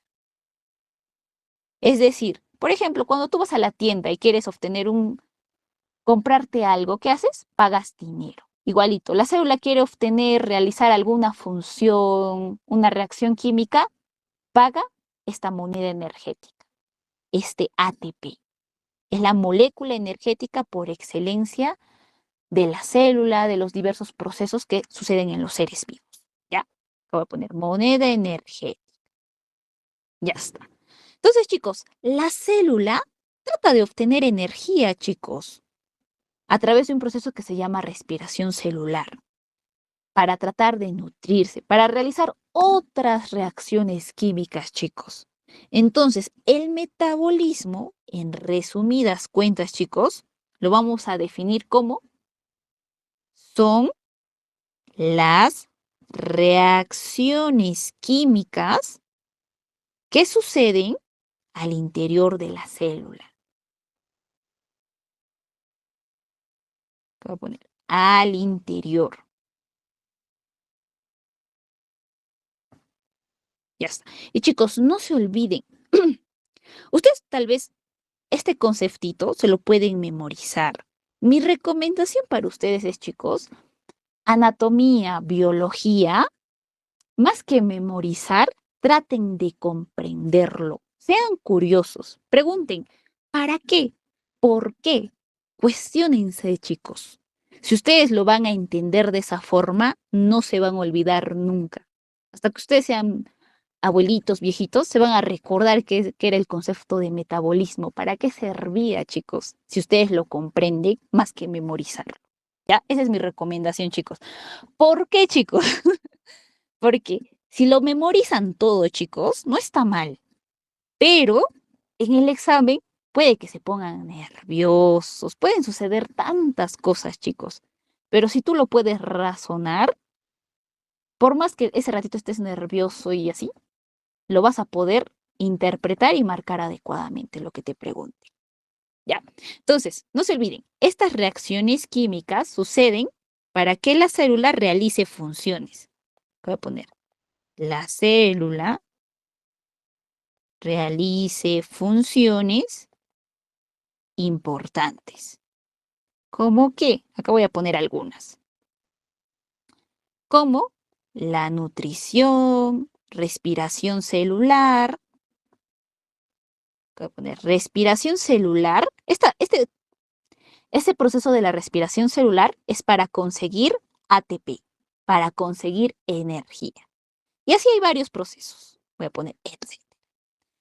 Y ya está. Entonces, chicos, el metabolismo, al ser estas reacciones químicas, vamos a ver que se dan en dos fases. La primera puede ser el famoso anabolismo, voy a poner, o el catabolismo. Ojo, chicos, por favor, mira, estoy recalcando. Estabas en tu TikTok, una pausadita, chicos. Necesito que entiendan esto. Si no, la parte de respiración celular, de nutrición, cuando vamos a hablar, se van a perder. Ya, chicos, anabolismo, yo le digo Ana. Vamos a tener a Ana y a Cata. Ya está. Los chicos, recuérdense, Ana y Cata. Ana, chicos, lo podemos resumir en una sola palabra. La palabra es síntesis. Algunos lo ponen como también construcción. Ana construye o sintetiza. Ya está. ¿Por qué, chicos? En el anabolismo se van a dar reacciones químicas, pero son reacciones químicas de construcción, de formación, de síntesis. Veamos, esta imagen es preciosa, chicos, para que lo entiendan. Por ejemplo, yo tengo ciertas moléculas simples. Las vamos a representar como estos cuadraditos de colores. Moléculas sencillitas, simples. Y si yo les digo que está sufriendo un proceso de anabolismo, ¿qué les dije? Era de síntesis, de unión. Entonces, estas moléculas simples las junto, las uno y voy a tener una molécula compleja. Lo estoy uniendo, lo estoy formando, lo estoy sintetizando, chicos. Y para eso, chicos, yo voy a tener, ¿cómo les digo? Acá, voy a gastar energía. Ya les he dicho que el ATP era la molécula energética por excelencia. Ya está. Entonces, no se olviden, chicos. Por ejemplo, el ejemplo más sencillo que yo les puedo poner. Acá. Por ejemplo, chicos, si yo quiero tener una proteína, para yo formar una proteína, necesito juntar estos cuadraditos que sean moléculas simples, que son los famosos aminoácidos. Junto varios aminoácidos, acá voy a poner aminoácido, aminoácido, aminoácido, y si los junto, puedo formar una proteína. ¿Ya? Y ahorita vamos a ver, chicos, más ejemplitos de reacciones químicas que realizan este anabolismo. A ver, acácito les voy a poner el conceptito.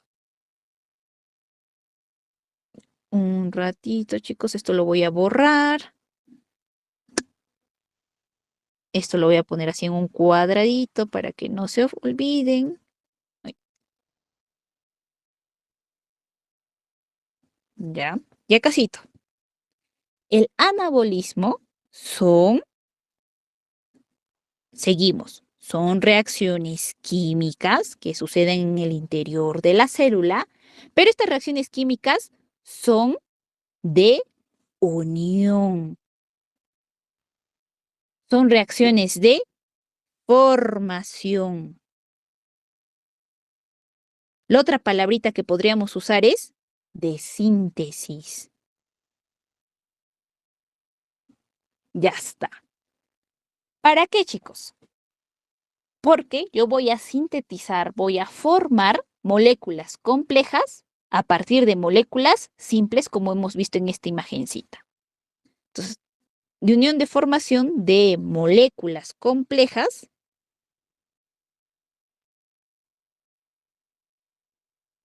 a partir de moléculas simples.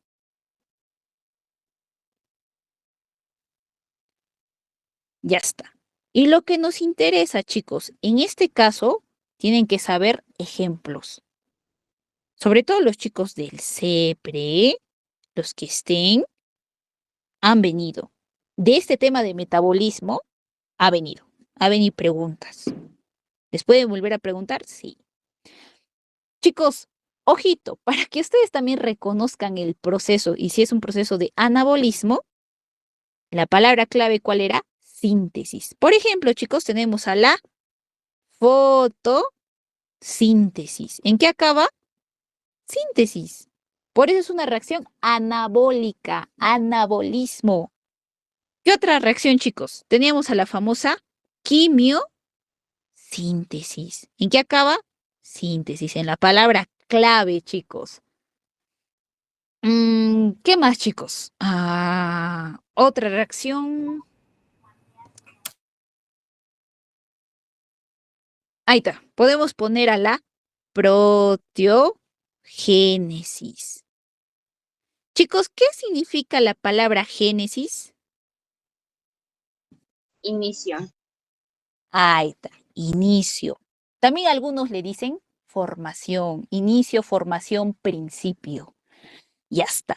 Entonces, chicos, si es el inicio, el principio, la formación, este proceso de proteogénesis se refiere a la formación de proteínas. También, chicos, va a haber un proceso que se llama la famosa lipogénesis. Un proceso donde se forma, se sintetiza lípidos. Otro, por ejemplo, sería la gluconeogénesis. Es decir, es un proceso donde se forma glucosa. Y así, chicos, hay más ejemplos. Estos son los que más les pueden preguntar. Fotosíntesis, quimiosíntesis. ¿Ya, chicos? Entonces, no se olviden, anabolismo es un proceso metabólico que me sirve para formar, para sintetizar, para unir de compuestos o moléculas simples a moléculas complejas. Sencillito, chicos, donde hay participación o gasto de ATP. Ya, ahora, chicos, catabolismo, cata, va a ser lo opuesto. Si el anabolismo era juntar, unir, sintetizar, construir, catabolismo lo vamos a definir en una palabra. La palabra que me gusta a mí, con la que yo más me acuerdo, es esta. Degradación. Ya está. También ustedes se pueden orientar con esta palabrita. Separación. Ya está. Degradación o separación. Vayamos al ejemplo acá, chicos. El catabolismo, igualito, son reacciones químicas, pero mira, fíjense, yo tengo esta molécula que ya estaba unida, compleja, chicos, bien formadita, pero va a sufrir un proceso de catabolismo. O sea, se tiene que separar. Acá voy a poner. Se va a separar, se va a degradar. Entonces, mira, de lo que estaba unido por proceso de catabolismo, otra vuelta se separa. De lo complejo a lo simple. Se está degradando. Entonces, mira, supongamos, ¿se recuerdan que para tener una proteína yo juntaba aminoácidos, aminoácidos, aminoácidos, aminoácidos? Ya está. Lo contrario, acá yo tendría la proteína bien formadita y si sufre el proceso de catabolismo, voy a tener otra vuelta. aminoácido, aminoácido, aminoácido, aminoácido y así. Otra vuelta se ha separado. Entonces es la reacción opuesta. Ana y Cata son como que opuestos, si se dan cuenta. Una reacción para sintetizar, unir, y otra reacción para separar y degradar. Chicos, este anabolismo y catabolismo, nuestro cuerpo, vamos a ver en anatomía que lo usa bastante. ¿Dónde lo vamos a ver más claramente, chicos? En el proceso digestivo, chicos. Para la digestión de nuestros alimentos, se realiza bastante esto del catabolismo.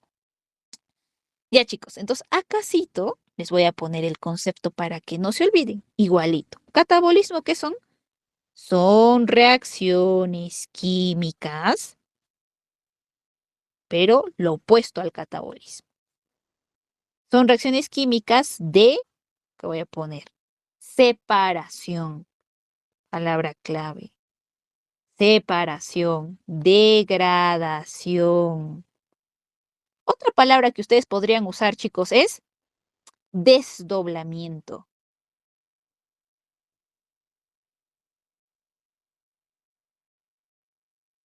Ya está. Esas tres palabritas podrían usar para describir al catabolismo. Y obviamente, pues chicos, guiándonos por las imagencitas. Son reacciones químicas de separación de moléculas complejas a moléculas simples.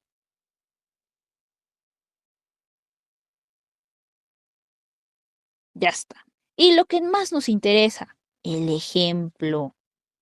Chicos, lo más característico es la digestión. La digestión que nosotros realizamos, chicos, ahí está. ¿Qué otro ejemplito puedo poner? El proceso de la respiración celular.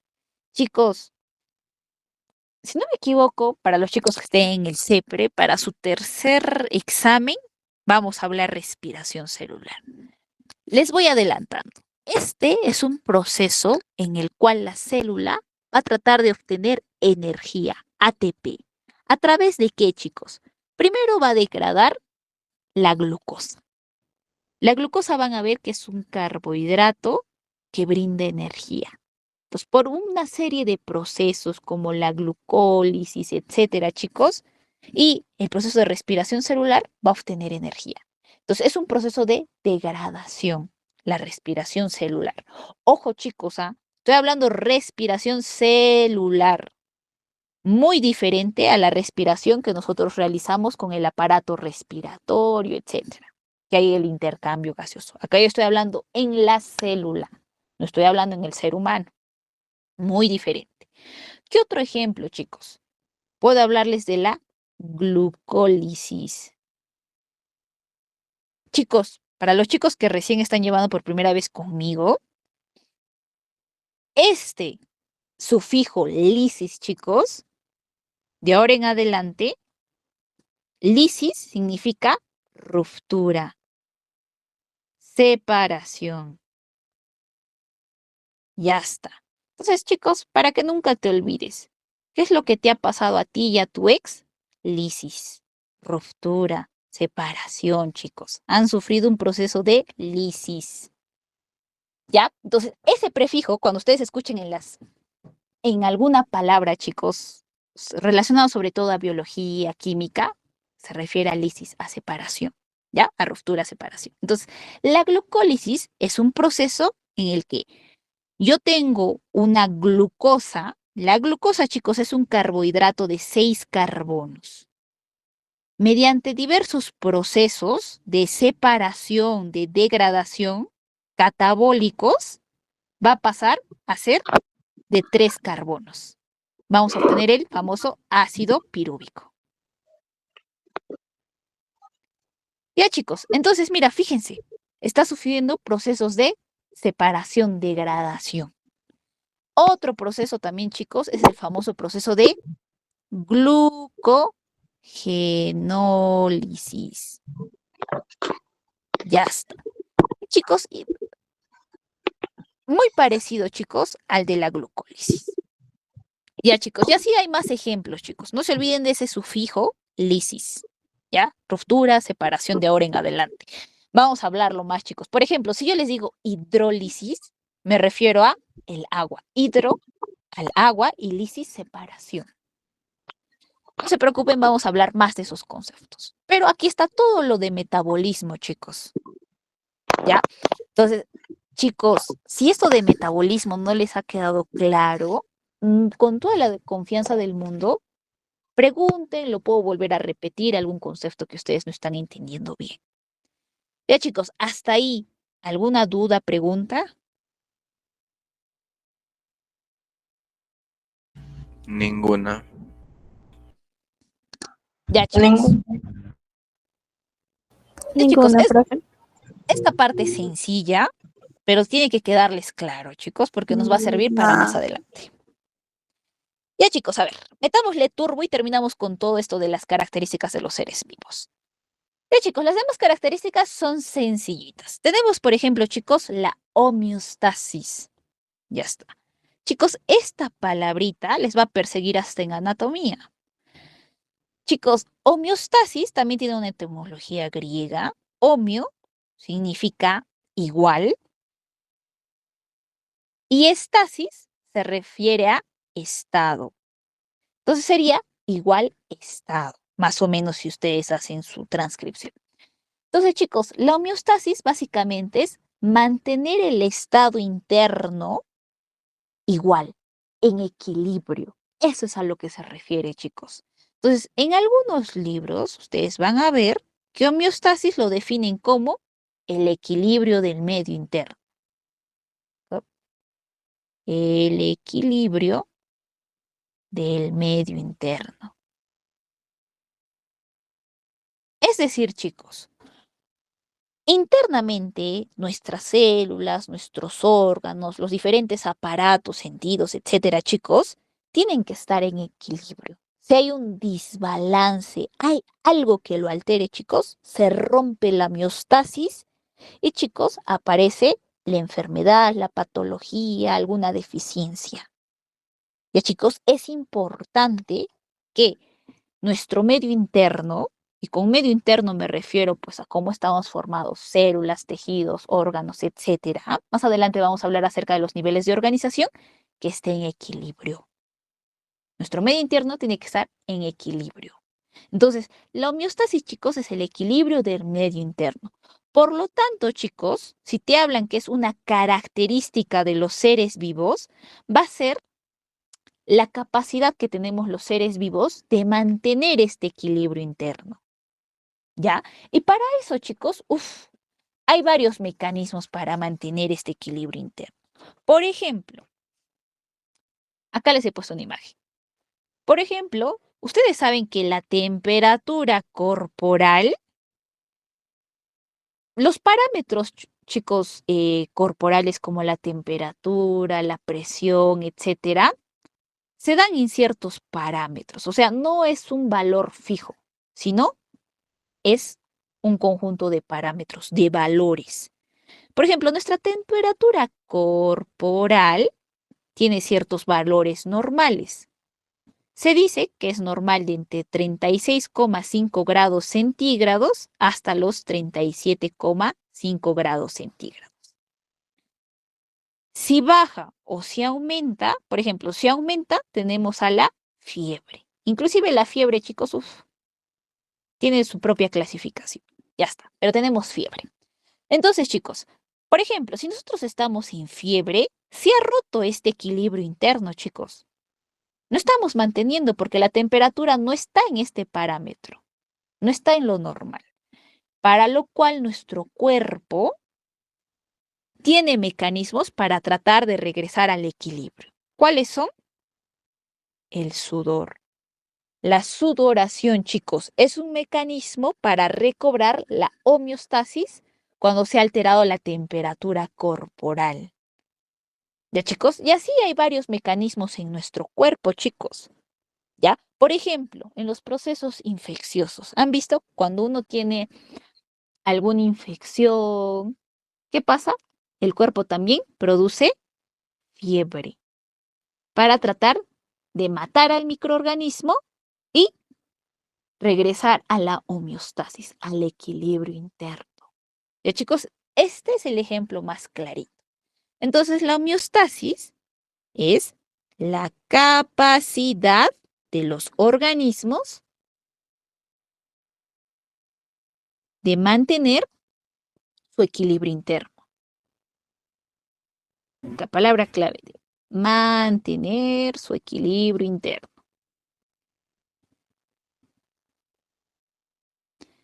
Ya está.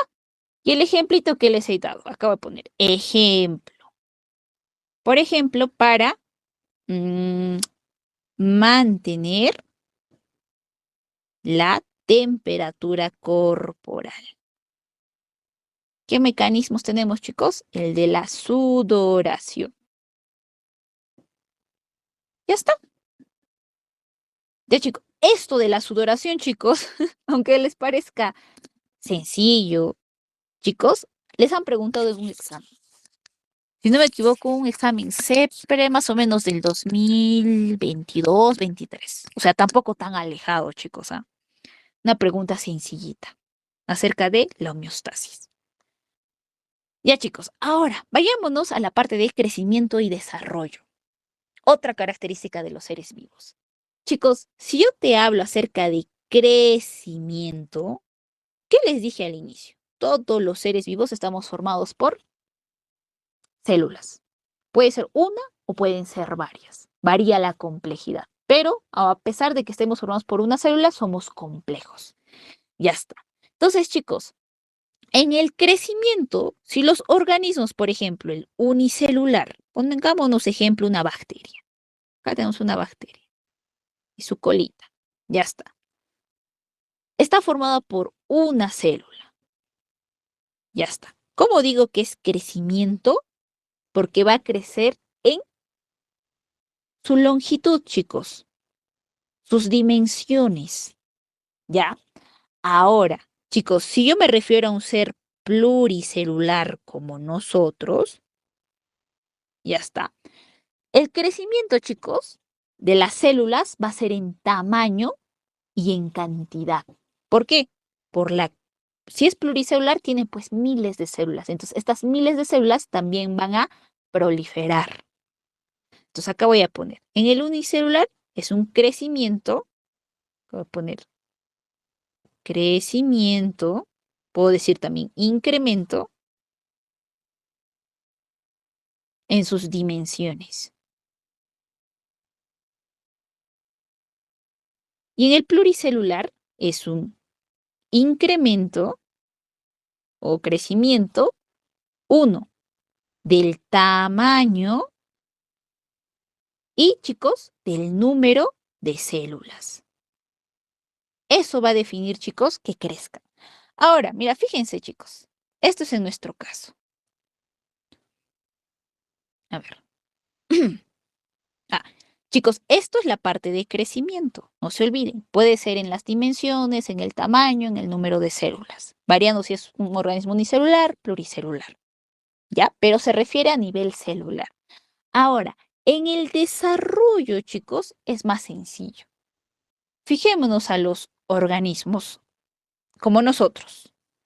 Vamos a ver, chicos, que durante nuestro ciclo de vida experimentamos diferentes cambios físicos según la etapa de vida. Ese es el desarrollo. Los cambios que los organismos van a ir desarrollando durante las diferentes etapas de su vida. Eso es el desarrollo, chicos. Bueno, el ejemplo más característico somos nosotros.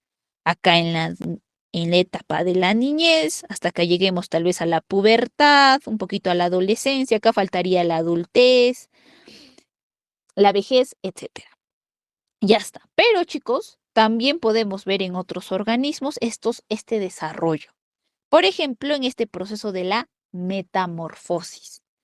Por ejemplo, el más característico es en estos animalitos, en las mariposas. Tenemos los huevos al inicio, bueno, no se ve tan en HD la imagen, pero ahí están los huevitos. Después, en otra etapa, van a ser larvas, se van a ver como gusanitos. Estas larvas van a pasar a ser pupas y de estas van a eclosionar y lo vamos a ver al organismo, a la mariposita, como tal. Entonces, todas esas fases de desarrollo, chicos, en estos organismos se llama metamorfosis. Chicos, ¿ustedes llevan literatura? Sí, Sí, Ya, profesor. chicos. Sí, profe. ¿Quién escribió la metamorfosis, chicos? Kafka. Kafka, chicos. Sí, metamorfosis, chicos. Franz Kafka, chicos. Ay, literatura es muy bonito, chicos. Ya, sigamos, chicos. Ya, ya me hicieron recordar, chicos. Ya, entonces, acá sí te estábamos hablando de crecimiento, ahora vayámonos al desarrollo. Lo que les estaba explicando en estas dos imagencitas son los cambios, y acá sí te pondré desarrollo, vamos a decir lo que son los cambios físicos que los organismos desarrollan en sus diferentes etapas de vida.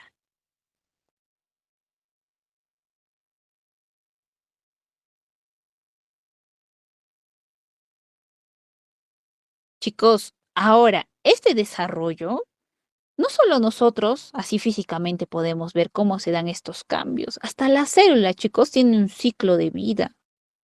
Vamos a hablar más adelante del ciclo celular, chicos. ¿Ya? Entonces, hasta a nivel celular, chicos, se ve ese desarrollo. Etapas de vida. Ya está. Ya, chicos, con eso ya estamos en la cuarta característica. Vayamos a las características y ya, mira, nos faltan 2 diapositivas y terminamos. Ya, vayámonos a la quinta característica. Irritabilidad y coordinación. ¿Qué quiere decir, chicos? Sencillito, si te dicen irritabilidad, lo vamos a resumir en estas palabras. Es la capacidad de los organismos, de los seres vivos, de reaccionar, de poder responder a estímulos. Por ejemplo, chicos, en este animalito, ¿qué es, chicos? Camaleón. Ahí está, un camaleón, chicos. Cuida que me den un iguana, así. Ya, camaleón, chicos. Chicos, este organismo, este camaleoncito, chicos, normalmente es de este color, medio verdecito. Pero, ¿qué pasa? Este camaleón, por ya sea que sea expuesto a algún estímulo, a algún depredador, se va a camuflar, va a cambiar su color. O ya sea que quiera camuflarse para atrapar a su presa, se va a cambiar su color de acuerdo al ambiente en el al que esté. Entonces, a cualquier estímulo va a reaccionar. En este caso de este camaleón, cambiando de color. Y así en diferentes organismos, chicos. Entonces, la irritabilidad, cuidado que ustedes lo traduzcan como normalmente, coloquialmente lo traducimos que está irritable, está molesto. No. En biología, esta palabra irritabilidad es la respuesta a estímulos. ¿Ya? Eso. Acá vamos a poner, la irritabilidad es la capacidad de los organismos de responder a la palabra clave, estímulos.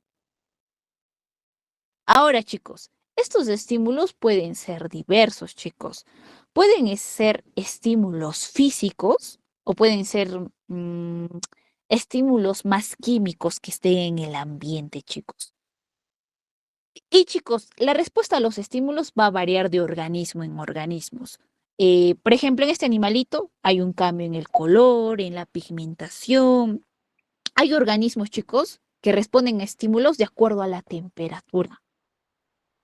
Y así, o sea, acá voy a poner, los estímulos pueden ser físicos, estímulos físicos, por ejemplo, no sé, si tú, no sé, molestas a algún animalito, no sé, de manera física, lo tocas, tal vez reacciona. O algún perrito, por ejemplo, tú lo estás molestando, lo estás tocando, tal vez te quiere morder. Una respuesta física, pero también hay respuestas químicas al ambiente. Ya. La Rosario me haga Chicos, ese micro, por favor.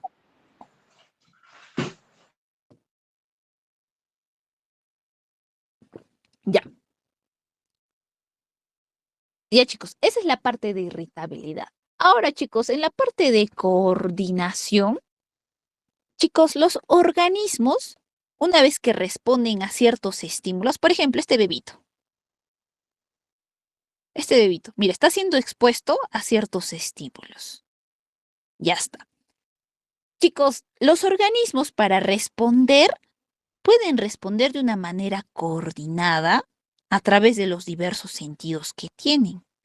Entonces, por ejemplo, este niñito, ¿qué va a hacer? Ve estos juguetitos, va a tratar de tocarlos porque los está viendo de diversos colorcitos, tal vez va a tratar de metérselo a la boca. Entonces, hay una respuesta coordinada por sus sentidos, ya, el tacto, el gusto, la vista, etcétera, chicos, a esos estímulos. Entonces, es una respuesta coordinada. Igualito, chicos, en este animalito. El estímulo, no sé, será pues esconderse de su presa. Se va a camuflar, chicos.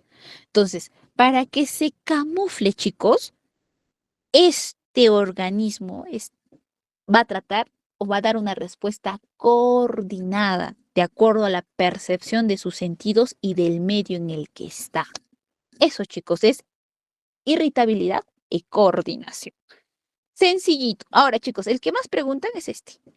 Irritabilidad. Y chicos, cuando terminemos todos estos, les voy a decir cuáles son los más caseros. O sea, son los que han venido en los exámenes anteriores. Para que le pongan un ojo. Siguiente característica, reproducción. Todo ser vivo tiene esta característica. Si este ser vivo no quiere, por así decirlo, no tiene esa capacidad de reproducirse, no se le puede catalogar como tal. ¿Por qué, chicos? La reproducción es importante para la perpetuación de las especies. Si no, las especies se extinguen. Por eso la reproducción es una de las principales características. Para perpetuar. Es decir, para que se continúen las especies. Ya está. Esto es lo fundamental para la vida. Ahora, chicos, en la parte de reproducción, vamos a hablar en los siguientes balotas, va a haber justo una partecita de reproducción. Solo les voy adelantando. De manera general, vamos a ver que hay de dos tipos. La que ustedes conocen, la reproducción sexual, que es típico de organismos como nosotros. ¿Qué caracteriza a la reproducción sexual? Lo principal, chicos, es que tenemos dos progenitores. Ya está. Macho y hembra. Dos progenitores. Ahora, chicos, una característica, ya que tenemos dos progenitores, es que hay variabilidad genética. Es decir, chicos, tú tal vez te dicen, te pareces a tu papá, pero por más que te parezcas a tu papá, tú no eres igual a tu papá. No eres igual una copia, un clon de tu papá. Eres parecido, pero tienes rasgos físicos que te diferencian totalmente a pesar de todo. ¿Ya? En eso se explica la variabilidad genética. Gracias a que gracias a que tenemos dos progenitores, la descendencia no es idéntica, varía. Esta variabilidad genética, chicos, es característico de especies evolucionadas. Permite mejor supervivencia y mejores rasgos evolutivos. ¿Ya? Ahora, ¿qué más, chicos? Como tenemos dos progenitores, van a haber participación de gametos. Eso vamos a hablar más adelante. Acá voy a poner participación de gametos. Los gametos, chicos, son las células sexuales reproductivas. En el caso del varón, serán pues los espermatozoides. Y en el caso de la mujer, los óvulos. Ya está. Ahora, pasemos al siguiente tipo de reproducción, la asexual. Ya está. Chicos, en la asexual, la característica es que hay un progenitor, solo uno. Y chicos, como solo hay un progenitor, acá voy a poner, no hay variabilidad genética. Y chicos, la reproducción asexual es más característico de organismos inferiores, no tan desarrollados evolutivamente. No hay variabilidad genética. Ya está, eso chicos, recuérdense. Como hay un progenitor, no hay variabilidad genética. Ahora chicos, como hay un solo progenitor, la descendencia es copia, es idéntica, es un clon del progenitor. Tal cual, chicos. Voy a poner. La descendencia es idéntica, igual. Voy a poner, idéntica, igual al progenitor. Tal cual. Ya está. Y chicos, mira, acá por ejemplo, les he puesto algunos tipos de reproducción. Vamos a enfocarnos más en esta de la fragmentación. Chicos, esta es una estrella de mar. Ya está. Sus bracitos se llaman ambulacros. Estos bracitos, sus ambulacros, ¿qué pasa con la estrella de mar, chicos? La estrella de mar se puede reproducir asexualmente. ¿Qué quiere decir? Si, por ejemplo, yo tengo esta estrella de mar y la parto así, acá a la mitad, dejo esta mitad de esta mitad. Ya está. A partir de este fragmento, de esta partecita, chicos, se van a formar otra vuelta los otros bracitos que le faltan. Y ya tengo un organismo nuevo. Este es el progenitor y estos son los hijos. Ya está. Pero los hijos, chicos, son idénticos, copia y pega del progenitor. No hay variabilidad genética. Mira, fíjense, a partir de un pedacito del progenitor, yo puedo tener un nuevo organismo. Esa es la fragmentación, chicos. ¿Ya? Ahora, hay otros, por ejemplo, en esto, esta es una hidra de mar, el proceso de gemación. ¿Ya? Prácticamente, chicos, igualito. Es un tipo de reproducción asexual donde este es el progenitor y este es el hijo o la descendencia. Y son iguales. Solo que al inicio se forma como una yema adventicia sobre la superficie del progenitor. Va a haber una división del material genético, división de ciertos componentes de la célula y poco a poco se va a ir desarrollando el hijo encima. Y después puede haber un proceso de fisión y se separan y ya tengo el progenitor y el hijo y son idénticos, copia y pega, chicos. No hay nada de diferencia. Chicos, dentro de la reproducción asexual hay de varios tipos. Ojito, no se preocupen, chicos. Vamos a hablar más adelante acerca de la reproducción sexual. Se puede dar por fisión binaria, gemación, partenogénesis. Hay varios tipos de reproducción asexual. No se preocupen. Solo les estoy poniendo como introducción esta partecita. Ya, chicos, entonces esa es una de las características. Ya, chicos, para acabar. Oye. Chicos, ¿alguien está con su micro, por favor?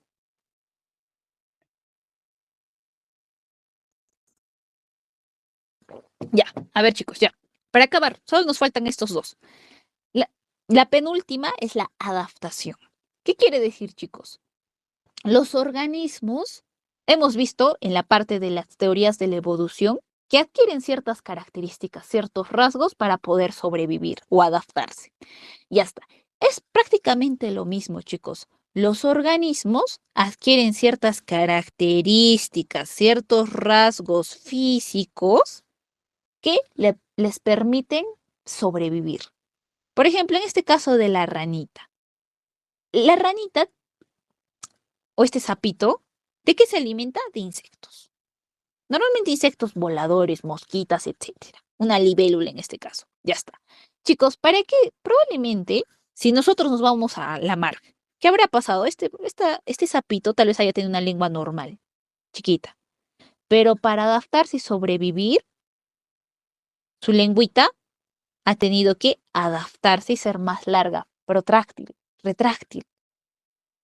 ¿Ya, chicos? Entonces, eso es la adaptación, chicos. Cómo los organismos van a ir adquiriendo, heredando rasgos, características, adaptaciones para sobrevivir. Pueden ser rasgos, características físicas, pueden ser rasgos o características químicas también, chicos, ¿ah? Por ejemplo, hay organismos, si se han dado cuenta, hay animalitos que son nocturnos, pueden ver de noche.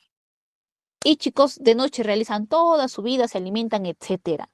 Entonces, son adaptaciones físicas, químicas, por ejemplo, en el caso de las serpientes, su veneno, adaptaciones químicas, etcétera, chicos. Hay organismos que tienen quimiorreceptores, chicos, para poder captar o sentir más rápido a sus presas, etcétera, chicos. Uf. Dentro de las adaptaciones hay un montón, chicos. Pero lo que yo quiero que se les quede es que los individuos o los organismos adquieren rasgos, que voy a poner características. ¿Qué más podría poner? Adaptaciones. Adaptaciones para asegurar su supervivencia.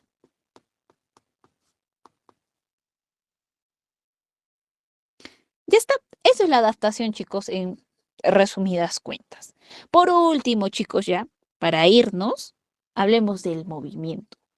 Todos los organismos vivos, chicos, se van a tratar de desplazar. Es decir, van a querer moverse. A esto del movimiento, chicos, también yo le puedo llamar locomoción. Cómo los organismos van a tratar de desplazarse, moverse.